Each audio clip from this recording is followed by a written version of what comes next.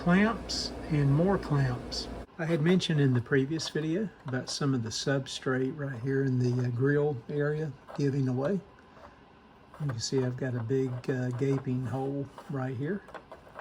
Very easy to fix. So you can see the product I want to use to fill that hole or void there in the grill. It's J.E. Moser's parts A and B, again applying equal parts, so this should bring some strength and integrity back to the grill area. You can see I've got a little wax paper here at the bottom side. You can clean this stuff up with mineral spirits or lacquer thinner. You can see I'm just trying to force it down in there. See, I've got it leveled out pretty good just to minimize any sanding.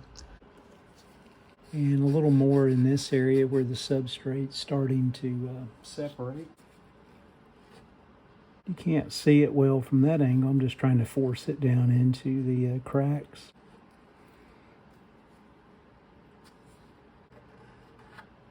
In another small area right here on the top of the cabinet, I'll just go ahead and use the epoxy since I've got it mixed up, and do the same thing here.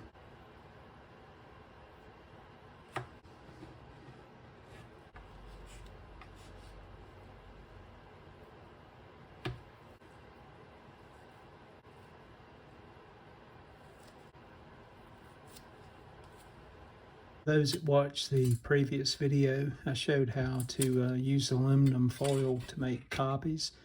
You can see I've got numerous glue blocks that are missing in this cabinet. Again, I can just take a piece of foil and you can see this is what I end up with.